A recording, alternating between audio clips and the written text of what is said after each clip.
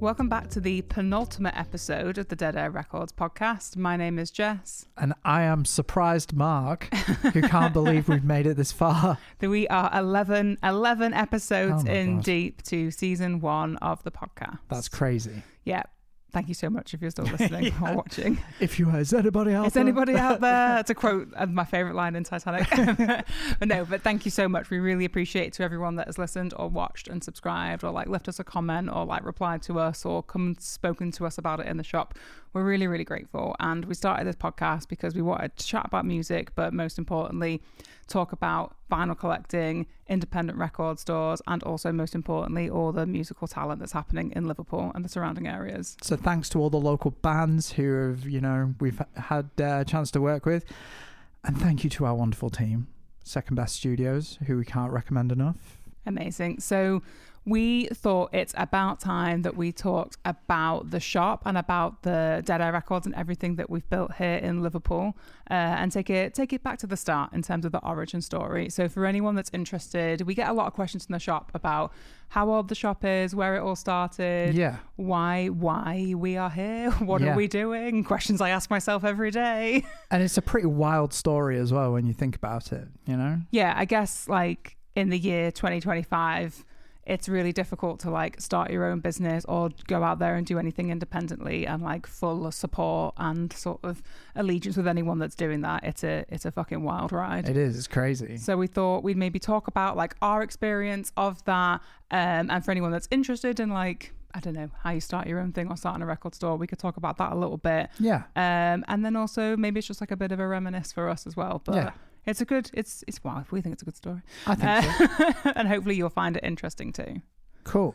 So how are we kicking this off? Where do you want to go back to? Okay. All right. Well, to start it off, I used to work in a record shop in town. And at that point, like, I just loved working in a record shop. It was just great. And that for you came after like loads of years of working in office jobs and like office culture, which you absolutely hated. I'm not built for it. So no, but like the politics of an office. Yeah. Like I remember working in offices and, you get in, you're always late for everything anyway, but like getting into work and then sitting down and you sit down at your desk and then you look at the clock and it's like 9:05 and then you like do work and then you look up and it's like 9:07. It's just absolute torture. I always hated it. So when I got into working in retail, it was a natural fit. I think a lot of people don't like retail. Yeah, loads of people sort of like go, back in my retail days, and they're kind of scarred by it. But it was something that you really loved and thrived with. I feel like it's a natural fit for me because just a chatty Cathy. Basically, on my feet all day, chatting to people and meeting new people, and I love it. Like every day is different. Well, it's a really cheesy line, but like, it's kind of different all the time. You're doing different things, so that keeps your like attention into it. Yeah, so I kind of, working in the record shop, like it was all good. And then naturally, like most things, it fell through and the business kind of failed. And so I think with that though, it was always going to be, when you started there, it was always going to be a temporary thing. To put it in perspective, it was the wildest shop that I've ever worked in. All of my friends who might listen to this will be like, will know what I'm talking about. But, health and safety out the window, like employers' rights out the window, like everything. It was ramshackle as hell. But it was a good time. And, I was working with really good people, which, I always find makes or breaks a job is the people that you're working with, right? And I just had the pleasure of working with my friends, so it was great. And so that was great. And then when that fell through, I had to go and get like a real job. Yeah, I'd say before that though, before we jump onto that bit, and I feel like this may be the vibe of this episode, we might jump around in the timeline a little bit, but before that you had worked for years in like HMV and like other major music retailers. So you'd kind of gone through the journey of working with major music retailers in and around the Northwest. Yeah. And then you were working in this more sort of like independent, ramshackly, if you will, like situation. Yeah. So you've had a few years under your belt of for being that. in retail, working as a retail manager, And working in music. and working with music and stuff like that. Yeah. In the background, always collecting records, always trying to find secondhand bits and buying collections and things like that. So yeah, it'd always been sort of part of what I was doing. At this time, you're working full time as well. You're working in the arts, building yourself up in the arts in Liverpool and stuff. So it's pretty cool. Sorry. So anyway, my job fell through and I had to go and get a real job. And I got a job. I've got to be careful here. Working as a manager of a well-known chain of pawnbrokers. I've written that down in my notes so I don't name the company. So yeah, working there, going from a job that I loved to this job, I kind of went into it thinking it's going to be secondhand guitars and synths and that was kind of how it was pitched to you as well. They were like, yes, the company does this, but with your experience, we would really like you to come in and turn this into almost like a secondhand music shop. Yeah. And that was quite an attractive prospect at the time because you were like, I get to work with all the stuff that I like. I know lots of stuff about guitars. I know lots of stuff about music. And that sort of was able to kind of make the square peg fit in the round hole kind of. Yeah, exactly. And I was like, I can do this. I know all, and, I know about synths. I know about guitars, been in bands, all that type of thing. And so it was attractive. Like I was like, this will be a natural fit. But it soon became pretty apparent that that wasn't what the job was. No. The job is actually, short-term loans and, I can't really go into too much detail, but short-term loans and things like that. And what I realized quite quickly was that this business is built on the suffering of normal people, right? And what became like super harming to me was having to sort of like exploit people. And that's kind of what the business was kind of set up to do. That's why I've got to be careful because I'm shaming them. But yeah, you had to kind of exploit them. And I remember being in a meeting where there was a turning point for me where they said, hey guys, we're in a cost of living crisis. This is the perfect time to, squeeze. And I know it was brutal, honestly. And, they would say, you kind of start to realize with this that there's a whole economy that is not in government statistics, that is not sort of on benefits and stuff like that. That sits outside of the usual official financial ways of banks and official loans and things like that. These people aren't counted anywhere. And it's really harsh to see, So you would have people like coming and putting their TV in, and the way it would work, you get a 30-day window to come and get it back, but you have to pay like 35% extra. It was like it's rigged to fail. As soon as you enter into that unofficial, as soon as you enter into that financial system, you are rigged to fail, and you are rigged to be caught up and trapped in it, which with it brings so much harrowing stories and people that have to deal with that. And I know for some people, like, it's an alternative to other financial ways, and like there's no obviously but it's just really tough. This would be people who have maybe not on benefits and don't qualify because either they're homeless or for one reason or another they've missed their appointments or whatever, right? And this would be how they would live. They would bring in their TVs or their games consoles, and they would get short-term loans. But like you say, it's rigged to fail. And ultimately, that's how this company gets all their stock. All the things that they sell in their shop come from... It's in their best financial interest to keep people stuck in that system. Yeah. And for the fees to be greater the longer the things stay in there, right? And I can't deal with that. No. I can't deal with that. I'm not built like mentally to exploit people. That's not why I ever got into retail. That's not like, I'm not equipped to deal with that. It just completely goes against everything that you stand for. Yeah, completely. And that a lot of people stand for. And it's really difficult. It's harrowing. It's really harrowing. I could speak about, some examples of what happened there, but needless to say, I wasn't mentally equipped to, and I don't think a lot of the staff who are working there are. And, I kind of stay in touch with a couple of them, and like, I think it takes time after you've got out to really understand the impact you know. Yeah, I think without going into the specifics, because that wouldn't be fair on people, but like what it does bring is a lot of people that are in desperate situations, yeah. and with those desperate situations come with it so many complex and complicated challenges, and when that's presented to you at a counter in that retail environment, who is equipped to deal with that. And you also didn't have the system or the tools to be able to deal with that properly, or how you felt was ethically or the properly support to deal with it. Exactly. So do you know what I would do? I would just fucking break the rules. I would just give people money. I'd just be like, yeah, sure, just take it. Like, do you know what I mean? I'd be like, oh, what, that thing, you want to bring that in? That's worth 20 quid. I'd be like, it's 50. It's like, so I was bad at the job, like technically. Like, because you're like, I just want to help people, just give them money, you know? And so yeah, it was really bad. And so, you know, I did that for a while, sort of for about a year.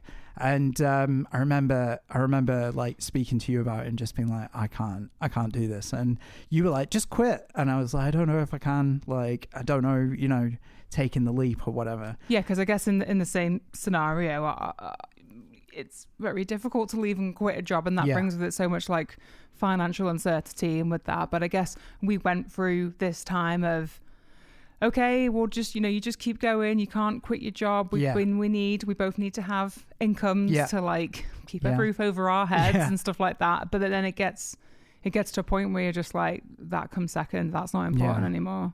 And I think one of the things that I kind of want to get across to people is like, there comes a time where, how should I say this? There comes a time where the risk isn't jumping and going and doing something fun, you know, or the risk isn't taking the risk. The risk is actually staying in a toxic situation. Yeah. You know, it became more of a risk for me to stay there because of what that would have done to me and mentally, you know, than to just quit.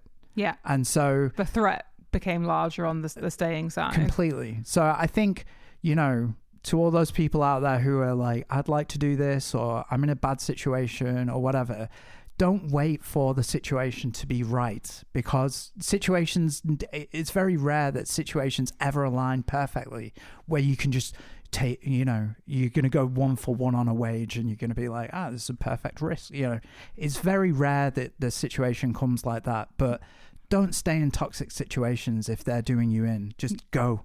Just trust me, things will work out, things will happen, the universe will listen to you, and it will align with what you want.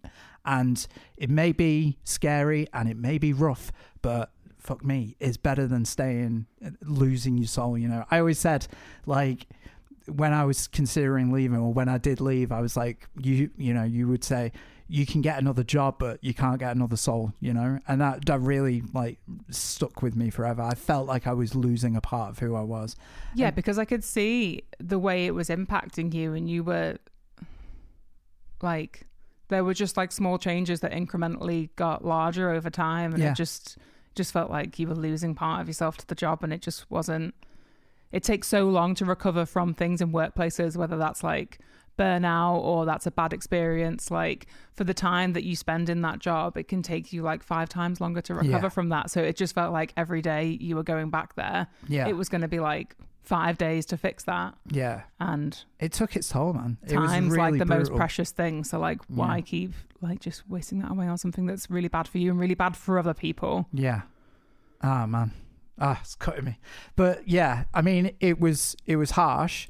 But you know, I remember just going in, and I'd written out the text, and my finger was like hovering over the button, and I hadn't told any of my staff or whatever, because I was manager. Like, I hadn't told any of my staff that I was going to do it, and I was like, and who was this? This text was out to like the person for you to the management team that I was quitting. I'd written out the quit text. Yeah, and I was like hovering my thumb over it, and I think you like, called me before you pressed the button to be like, this is happening. This is gonna happen. Yeah, and I fucking pressed that button and realized pretty quickly that my boss was on holiday. I realized you probably really built yourself up emotionally to be like, I've sent it. Yeah. Oh fuck, he's away. I was like, no response whatsoever. Yeah, Like, but that just shows you where your head was at in that moment, that you Yeah. didn't even have the kind of like we weren't thinking about like Yeah. what comes next. After that, you were just thinking about what comes next in terms of we need to get out of we here. need to get the fuck out. And so, look, to all my friends who are still there, I love you very much, and you know, I hope you're doing okay. But yeah, horrible situation. So before I left, we are coming back to we the are story. coming back to the story. I know, go off. But this is like a really important part of it that is not long, but like is very like personal, and is when people sort of ask us in the shop like, oh, how did you open a record shop and how did you do that? It's not really the time or the place to really start getting into that story. So yeah, this just provides some of the background context as to even some of the decisions we make like day to day in the shop. Yeah. I think now, like, the thing that I love is I've got back to retail being something that makes people happy, and I just get to talk to people about music all day. And you know, you literally can see like defenses just fall away from people when they start talking about music, because it's such a personal thing. So you'll talk to them about record collecting or whatever, and you know, I'll be in the shop, I'm very self-conscious, right? So I'll be in the shop and I'll see someone being like almost, and I'm making a narrative in my head about them being like, they fucking hate it, they hate being here, they hate the selection of records, why do they hate my shop, and they why do they hate me? me? They bloody hate me, right? And then I'll be like, is everything okay? Like, and we'll start talking about music, and they'll just, everything changes. Yeah. And like, you know, you just never know. Like there's a world going on inside every person. Exactly. And you just don't know what's going on. But like, I Exactly. guess that's why music's great, because it just helps you. You could have loads of shit going on, but brings everyone together. yeah, and you can really just talk does. about the thing that you really love and enjoy. Yeah. But Okay. so let's take it back to, so you left that job in December 2022. That's where we are in the timeline of life. So, well, just before I left, I think it was like the week of leaving. One of the members of staff was like, had a box of records that they were like, I'm thinking of putting this into the shop. Would you, because obviously everyone knew I was mad on records. They were like, would you like to have a look and see if there's anything? And I was like, I'll just buy the box off you, because there was some albums in there that we needed in the collection. Talking Heads. Our collection. Yeah, our home collection. Like, there was some bits in there that I was like, oh, fuck, I need that. And so I just bought the whole box. And so after we quit, I had the box at home, hadn't thought about it for a while.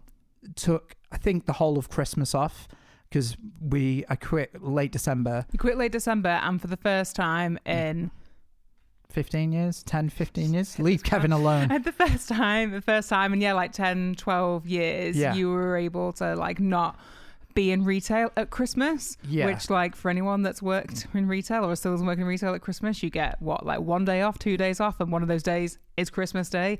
It's fucking shit. So we were like, let's take this very rare opportunity, if it will ever come again, for you to actually be off at Christmas and for us to both be off at Christmas. It was glorious as well.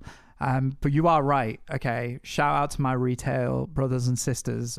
Like, these people, you don't understand what we go through at like Christmas. Christmas starts in like October. It's brutal. And I feel like I've worked in some places where you've had to pull like 18, 20-hour shifts. Do you know what I mean? 18-hour, 20-hour shifts, like ahead of Christmas, just to get it all right. And I think it's wrong that like that should, just so what? So companies can make a couple of extra quid, and you know, workers don't get any time off with their families, and so it's just shit. It's really bad. Or just like, even if you don't celebrate Christmas, just like having time off for that like end of year celebration, just because it goes through this crazy like period. And also like you come back in on Boxing Day and it's like boom, straight back to sale. Yeah, New Year's. Pull 5,000 things off and relabel them. Like, talk about like absolutely sucking the festivities You've out worked of you in retail as well, haven't you? Yeah. Back in the day. Yeah, I remember one Boxing Day my parents brought me a Christmas sandwich at Christmas lunch, and I just cried because I was like, I don't want to be here. Yeah. Like, I just want to be at home. It's a tough, I don't think there's any other job like it. I think it's really tough. But I think there should be a change where like the shops are closed from like the 20th of December until like the 2nd, 3rd of January. Just shut it down. Just reduce hours. Just more time off for people in general. Yeah, for sure. So yeah, we'd had a nice Christmas, but to the backdrop of our own financial uncertainty and sort of like, we didn't know what the next year was going to hold, right? Yeah, we had no idea. We were going into 2023 like, well, I guess this is better than where we have been at. Yeah. Because in terms of like all the awful things that you were feeling and experiencing in that previous job, but yeah, it brought with it lots of unknowns. Yeah, it was pretty stressful. And I remember getting there and just not feeling like I was applying for jobs. In fact, I did get another job. I've forgotten about this. I did actually get another job with a popular games company. And I tried to go in on day one and just couldn't face it. I just couldn't do it. I don't know. I don't know what was stopping me, but something was telling me like I was done with this type of... Well, something physically stopped you. Yeah. I think I was having panic attacks and, you know... And that's when we realised that maybe the impact of that previous role had an effect that you hadn't really been able to process articulate yet. Yeah. Well, I wasn't really... I didn't know how to express what I was feeling because I'd just never felt it before. Yeah. And so, you know, it was really... horrible. Anyway. And I guess we thought by taking you out of the situation that would fix it, but it took time. Yeah, it took ages. And so anyway, I'm sat at home. I remember that I've bought this collection of stuff. And do you know what? I was just like, oh, well, I'll see if I can sell a couple of these records. And so really straightforward, started trying to shift them on eBay and Discogs and, you know, blow me away. Like they started bloody selling and we started getting money in for them. And they weren't really expensive records, but there were a few in there that were actually pretty rare. And I remember one thing that was really cool. I think the first one we ever sold that was like decent. I had this Beatles record and I pulled it out and inside the sleeve was a really rare Beatles EP. And that went to the USA. Yeah. Shout out to Jake Pagels, our first US customer. Upstate New York. Yeah, upstate New York. You are our very, very, very first online customer. You will never see this video, but yeah, you are the small glimmer of hope in the start of the journey of this. And I couldn't believe it. These things started selling, and I was able to cover my rent. Well, we sold one, then we were like, how do we send this? Yeah. How are we going to send it? How do we send How do we send records in the post? And so, there was like loads of time of figuring out like logistics and... I was thrilled because we got to buy a label machine. Yeah, at this point, Jess's organisational skills started appearing. Opened up a whole new world of stationery for me, which I was extremely happy about. I remember you going... we need to get a label printer. Yeah, thrilled. Yeah, absolutely amazing. And we still got that label printer in the shop today. It's still the one that we use. A worthy investment. And then I remember. So we started shifting all those records. Bit by bit and sort of like drip by drip. But you'd be like, oh, here's some money for bills. Yeah, here's some money for. It was crazy. And then, so it started ticking over. And then we were like, oh, well, let's use this money to buy some more. Yeah. And then started buying some more. Yeah. Not even big quantities, just small quantities. And literally like, here's 10 records. Yeah. Here's 5 records. Yeah. Here's, bits and bits. Bits and bits. And then I'd say we got to about maybe like 100, 150 records. Yeah. Maybe like a couple of boxes. Yeah. And, is that when we were like, oh, maybe we could do a little pop-up or something like that? Yeah. Yeah. I started to think this could work. Like I could actually start just doing this. Or in the meantime, we were like, maybe this could be something that you do part-time and then you get a part-time job and then it's a nice split between those two things. Yeah. And it kind of like eases the pressure of returning to the workplace. Yeah. The formal workplace. And then I remember sitting up one night dead late and just having this revelation in my mind where I was like, this is what I'm going to do. I remember you were snoring upstairs. Excuse me, you're the one that snores. No. I do snore. It's pretty terrible. Anyway, actually. Your revelation. I remember sitting there and just having this revelation of like, I'm going to do this. I'm going to open a shop. And I could see it in my mind. And like, strangely enough, like I envisioned having like a shop with big windows and stuff. And like, lo and behold, that's what happened. But I remember, thinking, this is what we're going to do. We are going to do this. And then we started doing pop-ups. Yeah, so at that time then, I think on Instagram we'd seen that a new car boot was starting in the Baltic, which was run down by the people, so it was run by the people who run Sub Rosa, so it was called Baltic Booty. Yeah. And then they were just launching that, and they were like, who fancies doing a car boot in the Baltic? And to be fair, if we weren't like applying to be part of it, we would have definitely gone down as like shoppers. So we were like, hey, this could actually work really nicely to just see if like what we were doing like online, or what you were doing online bit by bit could work in like a physical pop-up way. And the idea of like going to a record fair was, we weren't there yet. We were so sort of like DIY. Basic. Three boxes. Yeah. So this shop right now, where we are at the moment, literally started physically by us selling records at the back of our car. Yeah. At the back of a Ford Focus. Yeah. Hoping it wasn't going to rain. In the Baltic Triangle in Liverpool. Yeah, hoping it wasn't going to rain. Yeah. And then, so we rocked up one Sunday. Also, the car boot didn't start till 11 a.m., which is my kind of car boot. Yeah, it's not great. Like 5 not an early morning. car boot. Can't do that stuff. And so crazy. Yeah, we were always late for stuff as well, so that wouldn't work. Anyway, so that's when we took 3 boxes of records out of the car. And then started to sell those, and it was a super busy event. They'd done so good on the promotion. There was loads of people that came, and loads of people were after records. I just kept on thinking, oh my god, this is working. This is really good. And one thing we wanted to decide right from the beginning, because they were obviously all like secondhand records and things that we were selling, is like we wanted to keep them as affordable as possible and make record collecting as accessible as possible. Yeah, and that's something that we still hold on to in the shop today, and that's like our ethos from the beginning. For sure. Like ultimately, records and collecting is for everyone, and we wanted to make it, like you say, affordable, accessible, and a space for everyone, because that's basically, we felt kind of excluded in the past from certain environments, and it was really important to us that we kind of made everyone aware that whoever you are, whatever music taste you're into, that's great. As long as you're listening and enjoying music, like, it's brilliant. It's fucking amazing. Yeah, because I think there's obviously in record shop culture, vinyl collecting, there are certain tropes that are sometimes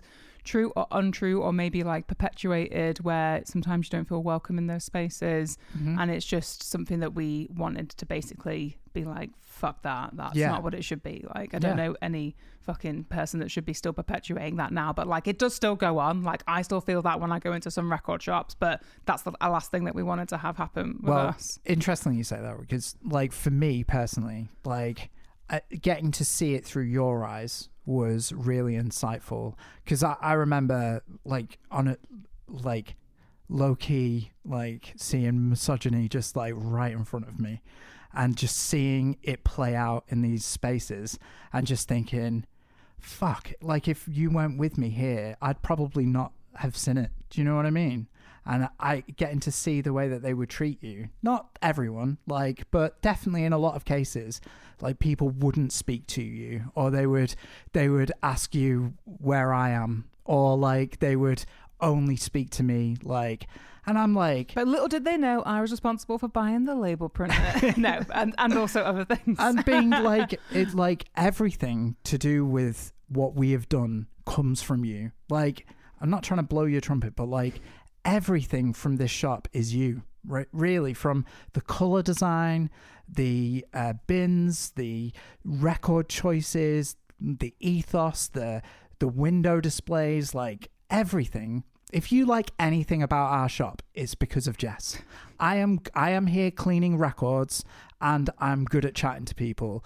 Everything else is you. And like when I see people, it infuriates me when people just they don't speak to you. They just come straight to me or whatever. Because, you know, I kind of find it frustrating. Like, everyone should know that the quickest way to my heart is through Jess, through being nice and courteous to Jess. Like, that's the way to impress me, you know? I think it's just like, it's a really male dominated space, and like that goes for like loads of things and loads of different sectors, and like especially like record fairs and stuff. So it's tough to navigate, and I feel like in those spaces you have to like earn your place, which is fucking cringe. Bullshit. Yeah. But yeah, it's I mean, it still happens now. Like, I'll be like, hey, I'm a co-founder of this shop. It's exactly the same as Marc, and I'll make a decision, but people will kind of try and like circumnavigate that to try and get your opinion on the decision because they don't like what I've said. Hello, where's the owner? Yeah, where's the man? Yeah. But yeah, anyway, we're going a bit We're going off off topic. piste anyway. Yeah, but that was insightful, you know, it was fucking infuriating. But anyway, okay, so where are we? So we are at doing pop-ups. So yeah, we did the Baltic Booty pop-up. That was fantastic. And then we wanted to kind of like improve our pop-up setup. So then we started working with Good Market. Good Market. Good Market are amazing. We love Good Market. Yeah, they're really, really good. I don't think we would have got to where we got to without Good Market. I think they were instrumental in us taking it seriously. Completely. And doing a professional job. And really thinking about the brand as well and how everything looks. And at this point, I think I had built the website for the online shop, and so that was going. Another thing that you did. Yeah, that wasn't me trying to and so that really like helped us improve the way we looked and not just being like a couple of boxes in the back of the car. And yes, we worked with Rebecca and Alex at Good Market, who do amazing things for independent businesses all across the city and wider in the neighborhoods and the regions as well. And then and so we started doing a couple of regular pop-ups, and then I guess that brings us up to accidentally finding a shop. So this is one of the greatest moments of my life, I think, right? Because I'd had this vision of having a shop, and my haircut had been pushed back. But what does your haircut have to do with this story? I'm gonna get there, right? So my haircut was due, I can't remember when, but it'd been pushed back twice. I remember going for my haircut appointment and it being here in this room, right? So this shop was a hairdresser's before. Yeah. And Rachel, who was a great friend of ours, an amazing hairdresser. And instrumental in the shop as well. Basically, Rachel had pushed my appointment back twice. And when I got here, there was a air of something happening in the shop. And for one reason or another anyway, Rachel told me that the lease was coming up on this shop, and I couldn't believe it. Like, the appointment had been pushed back, and then we turn up and Rachel's like, oh yeah, this unit's coming up for lease if you fancy it. And I was like, oh, it's happening.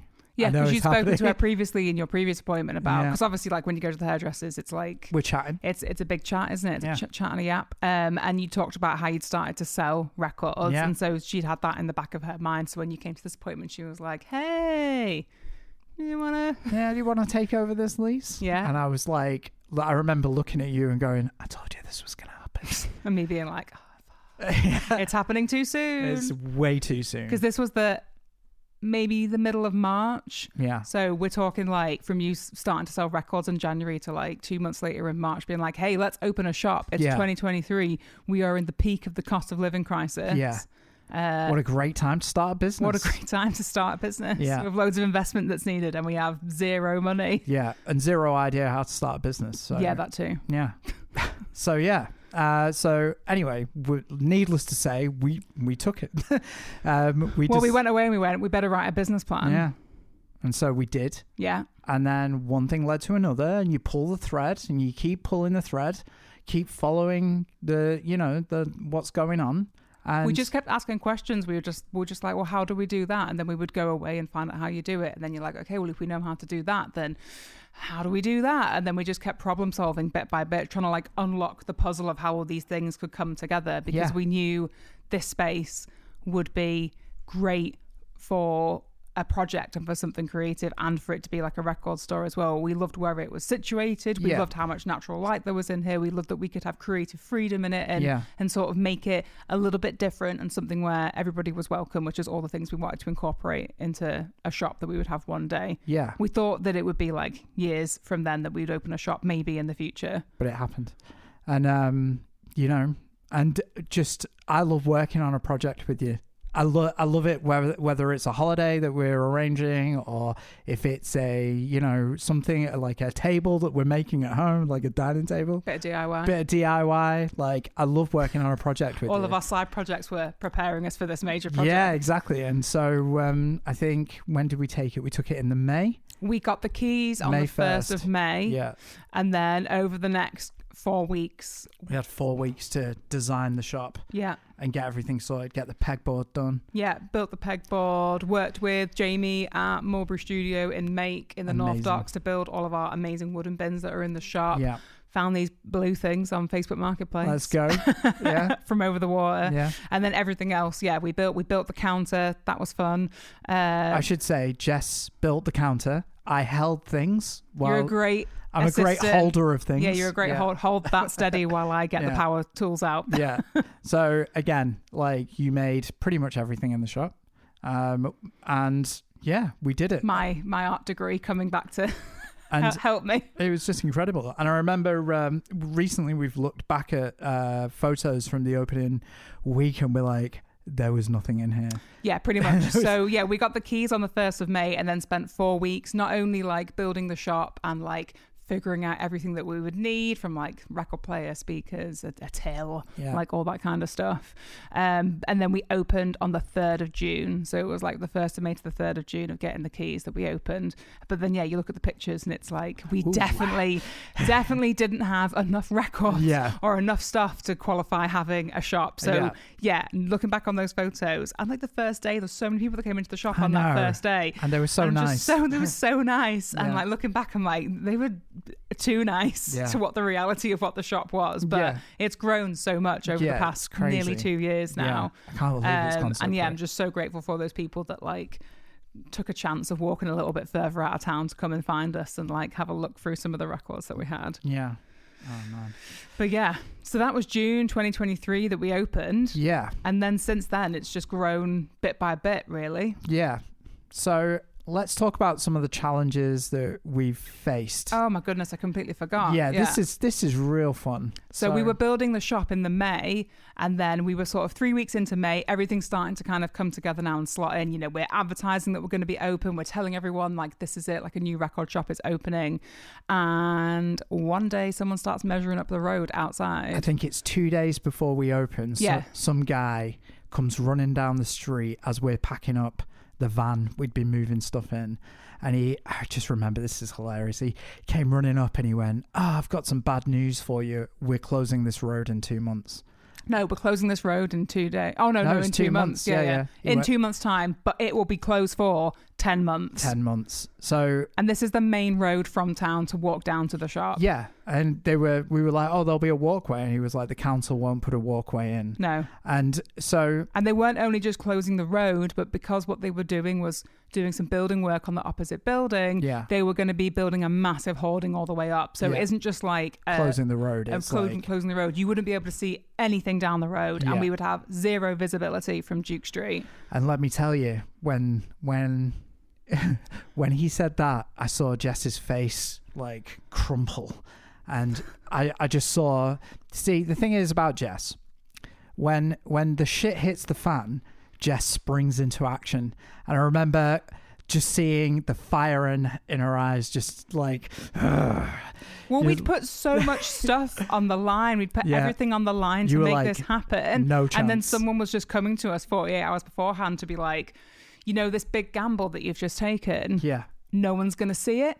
I'm going to block out anyone coming to it. And if you needed to get to the shop any other way, you would have to do such a detour. And I was like, no one is ever going to walk around. I was like, this is it. Like, you, by doing this, you're killing us. You are killing our business in like the first year of it.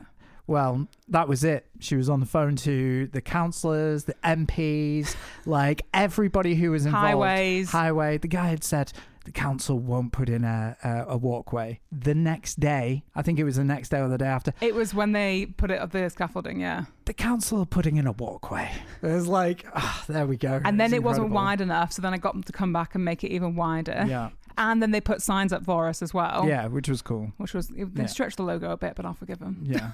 So that happened, right? So that was the biggest challenge. So for the first 10 months of the shop being open, you had to kind of like trust that you could see this like sign flapping around in the wind. And in the middle of the night, late at night, like you would have to walk down this weird little like walkway that wasn't lit very well and just wasn't very inviting, was it? And at the time, the Monroe had just closed as well, which was the main pub on the corner, which kind of brought people like a little bit over from like Slater Street. So it was just all these little things taken into place. So again, I can't stress enough like how grateful we are that people like just took the 100 extra steps to like come down what was like a dimly lit road to find a little record shop at the end of it. Like we would not have survived the first year without the support and the loyalty of like all of our customers. Like goes without saying, like forever eternally grateful for that. I really only think that this could have happened in Liverpool. Yeah. Like it really, honestly, the word of mouth, the community, the support,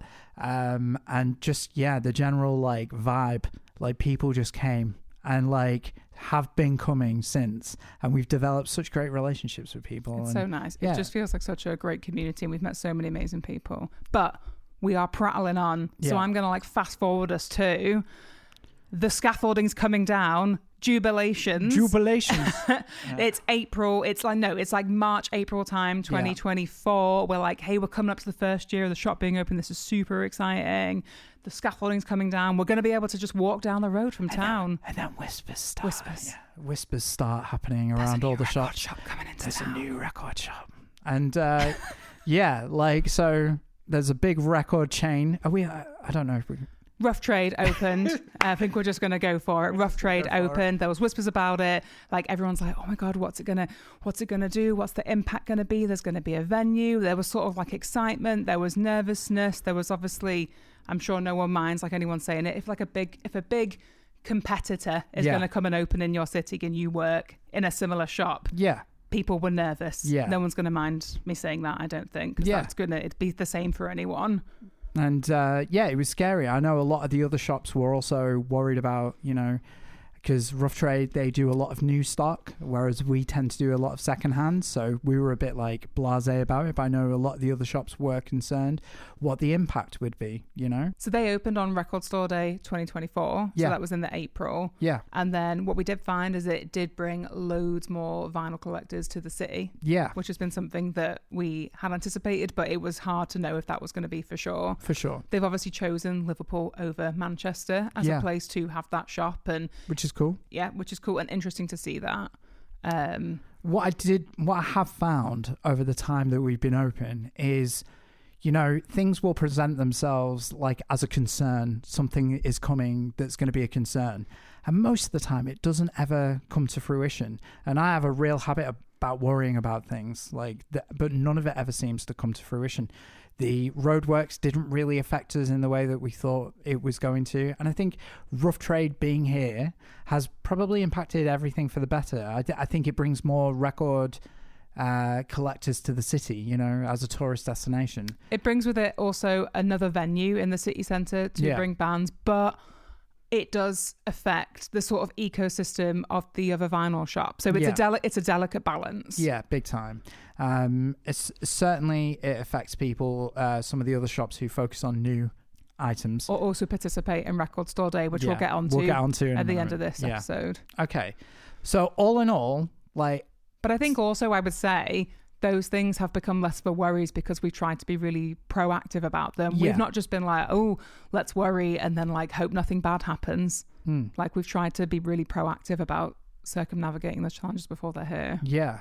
So, I mean, really from there, everything has just grown naturally. And before we know it, we're thinking of starting a podcast. And then all of a sudden these amazing people come into our lives who are like, hey, maybe we can make that happen. Yeah. And, all of the ideas that we've been working with have kind of happened, and we feel super supported with the people that we've worked with and with the vinyl community and the other shops, and, some really cool environment to be in. Yeah. And I think those things sometimes feel like they're happen circumstance, and they are. A lot of it is fantastic timing, but also a lot of it is hard work. Yeah. That is one thing that I don't think we anticipated about this is we never stop working. Yeah. Ever. They always say when you start your own business, it is just nonstop. And you go, yeah, it's fine. And then you're in it and you're like, oh, right. No annual leave. Yeah. No breaks. No. It's really hard to switch off from. But we wouldn't change it for the world. No. It's amazing. It's so good to work on something together. It's such a privilege. Don't try and hold my hand. I want to hold your hand. No. Oh. It's such a privilege to be able to like have our own shop and to like welcome so many people into the shop. It's so nice. Obviously you're here a lot more than I am. Yeah. And it's, great to meet loads of people, always meeting people, but ultimately it's just lovely to work with you on things. And I know you cringe when I say things nice about you, but like it's true.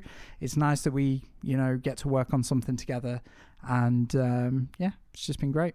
I think we have to wrap it up because we have been banging on for ages. Yeah, no, but ultimately that's the story. And the biggest takeaway is just like, we're so grateful and we really appreciate everybody that's ever come to the shop. Anyone that's ever like visited our website, anyone that's ever like spoken to us online. We're just super, super grateful. We wouldn't be able to do it in any other city, and that is completely true. Yeah. And we're just thanks. And you're pretty good as well. No, all right. I'll take that. I'll take that. So, Across the Counter is the penultimate episode. We really had to bring the big guns out. Yeah. Yeah. So, these necessarily, again, are they across the counter? One is across the counter. Yeah. One is a loan from a friend. Thank you very much, Lewis, for supplying this for us. It's both holy grails. Yeah. And we just really wanted to share two records that are like probably very well known as being incredibly rare and very collectible. And we thought, hey, let's bring the big ones out for the penultimate episode. So I'm going to speak about Aphex Twins Drugs. Look at this box. Wow. Look at the size of this box. The most difficult box. thing to put on your record shelf. Yeah. And I'm sweating watching you hold it. I know. Because it's like, it's super expensive. Super rare. This is Aphex Twins' fifth studio album. This was released in 2001. It's probably, I don't know, a lot of people say it's probably the most complex and polarizing record of Aphex Twins. I tend to agree. It's probably the one that I go back to least. However, that is not to say there aren't some absolute amazing tracks on it. Avril 17th is... And this was such a special pressing that came out at the time in 2001. Yeah. It's just one of those things. You just don't come across it. You never ever. see it. It's a 2 LP album with some 12-inch singles as well. It's just one of those things that you never see. It's beautiful. And the LPs play at different speeds to the singles as well, don't they? And then it came in this like 12 by 17 inch special edition box. Yeah, super, super rare. I don't really know what more to say about it. Everyone knows it. It's a hard album to listen to. It's not like the other works. It stands out as a completely different piece. But it's just amazing. It's so nice to be able to see in real life. Sometimes you hear about these things or you read about them online and you think I'll never see them physically. But to have it, to see it and to hold it is special. It's so lovely. Thank you for letting us borrow that. Cheers, Lewis. And so then, that's your big hitter. What's yours? I'm bringing to the table a first press of probably the most iconic album of all time, Pink Floyd's Dark Side of the Moon. Also sweating whilst holding this.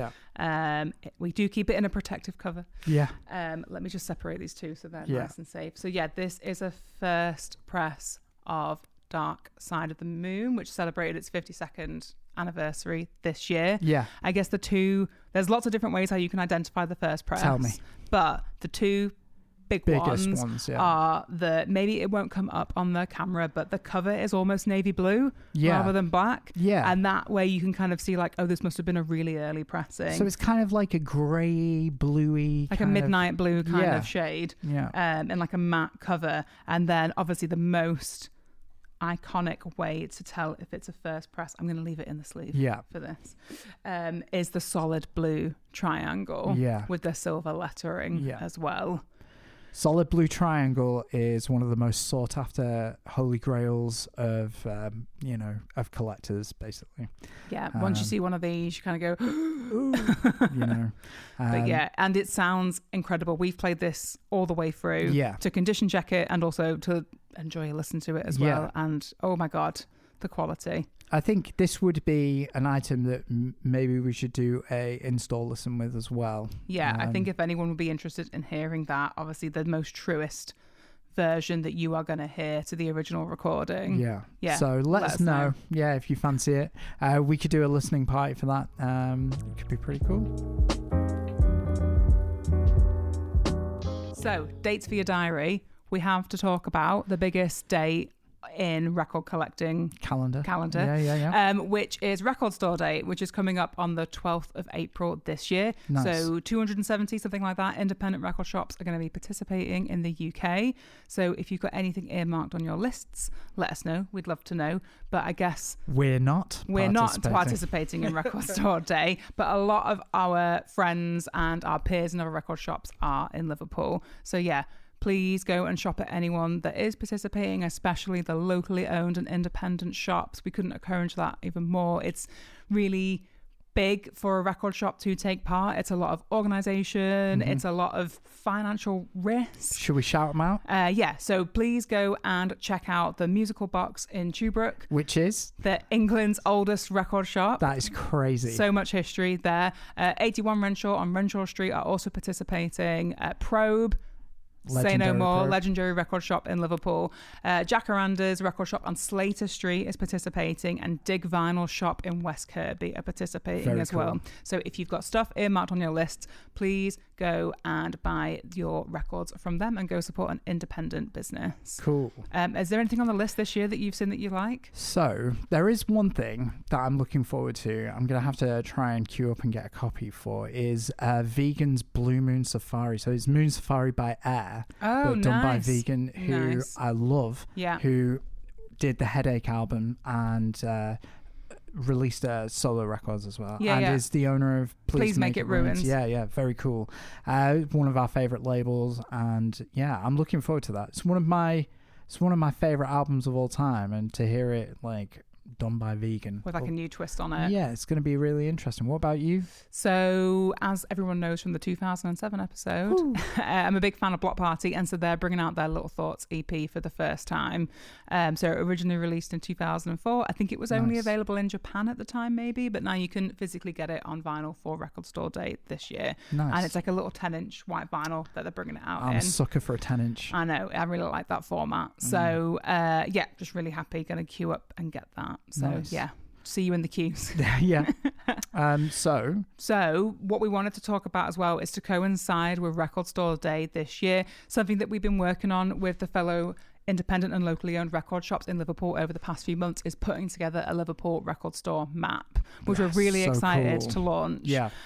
So that is going to be, by the time you hear this, probably out by now. So you should go and pick one up from your local record shop. But basically, we've worked extremely closely with Dig Vinyl and also Nina, who half runs Music Scene, which is like a platform in Liverpool to celebrate musicians and artists in the city. And we've been gathering research of all the independent and locally owned record shops in Liverpool and the Wirral and also sort of the surrounding areas. And so this is a map that we're going to print and have copies available in all the record shops, so you can pick one up and roam around the city on your crate digging record crawl and just kind of check out what everyone else is doing. Yeah, I think it's really cool. And it's locally owned independent record shops. So if you feel like, that's important to you, you can get a good grasp of the city, and it includes record fairs.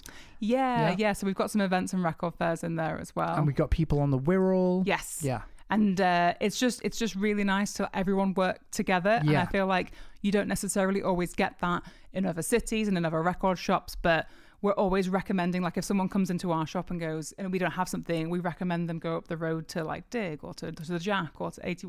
It's such a good community here, and I feel like it was appropriate to kind of mention this in this episode as well, because not only were we welcomed into the community through like people coming into the shop, but we were also really warmly welcomed by everyone that also has record shops in Liverpool at the moment, who we're good friends with and also good customers of for many years, but that's been instrumental in us being able to survive. I think it's really important that people know that, like, we're all friends and we all trade records with each other, we all buy records, we're all good friends. So, sometimes people come in with like their bags from other shops and they're like, oh, I'm sorry, and we're like, hey, we know we're all good friends. So really nice to work on a collaborative project together and to work on the very first Liverpool record store map. And we're going to update it every year, is it? Yeah, so we're hoping to do like an annual version of it. Obviously things change, opening times change, so we're trying to keep it annually, but you can also we'll leave a little link in the show notes. You can do a digital version as well, and you can sort of plot out on your Maps app where you want to go. But yeah, pop in to your record shop, pick up a printed version. They're free, and they were made printed and possible by ourselves. We contributed to that. Dig have done a lot of work with that, and also 81 Renshaw as well. That's cool. And it's also a fun thing to design. Yeah. Jess, I think this is the end of the episode, our potentially penultimate episode of season 1. Yeah. Congratulations. Congratulations. Yeah. We're going to be back next week with the final episode with a special performance. Yep. We will share more information about that soon. And we're going to let you know in due course what we have planned for season 2 and going forward. So thanks for watching. I really mean that as well. This has been a bit of a hard one to get through, but cheers for watching, and we'll catch you soon. Thank you. See you next time.